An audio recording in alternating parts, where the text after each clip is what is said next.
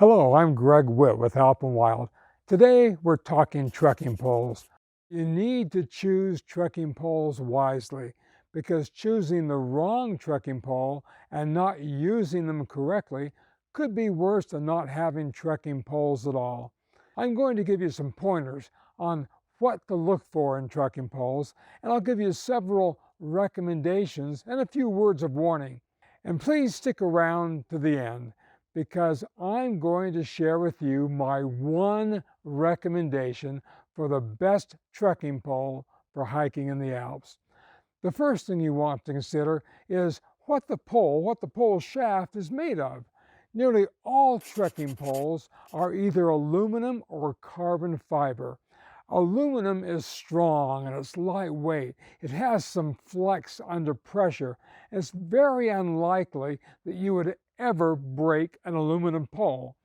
Carbon fiber is lighter than aluminum and it has a bit of shock absorbency. It's actually stronger than aluminum on a downward force, but it's more susceptible to damage when flexed. Carbon fiber poles are more likely to break and shatter, especially in cold weather. Carbon fiber poles are going to be more expensive than aluminum poles.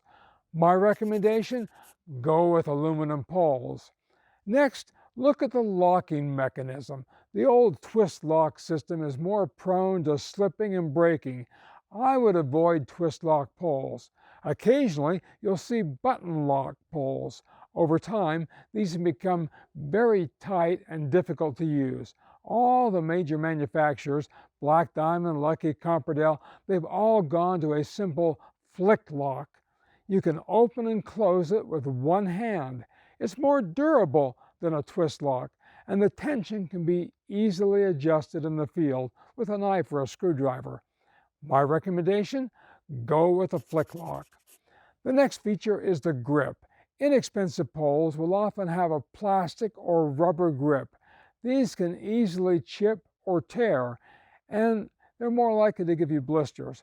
Look for either foam or cork grips. Foam grips are soft, durable, and absorbent.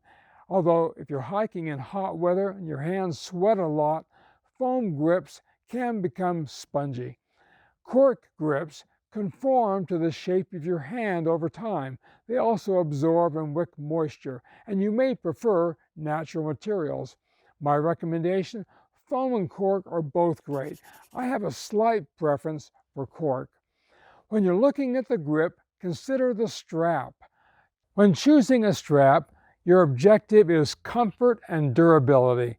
Some have fleece or foam on the inside of the strap. I like that. Look for stitching, buckles, or exposed Velcro that could scratch or irritate your hands over time. A simple stitch seam or protruding plastic edge may not be noticeable in the store, but after 8 hours on the trail, it's going to be driving you crazy. So my recommendation, go for whatever you find most comfortable and durable. Finally, consider adjustability. Many trekking poles adjust in length, so you can make them shorter when going uphill and longer on the downhill. Frankly, I've never seen much benefit in stopping in the middle of a hike to change my pole length. Instead, I prefer a fixed length, foldable pole. They tend to be lighter, more packable, and quicker to deploy. My recommendation, go with a fixed length or partially adjustable foldable pole. And remember, trekking poles will have to go in your checked luggage. There you have it, 5 tips to help you find the best trekking poles. Trekking poles are an investment that will give you hundreds of miles of hiking satisfaction. Quality poles will last for years. Flimsy poles may not make it through the first week. Now, I promise to share with you my recommendation for the best trekking poles for hiking in the Alps.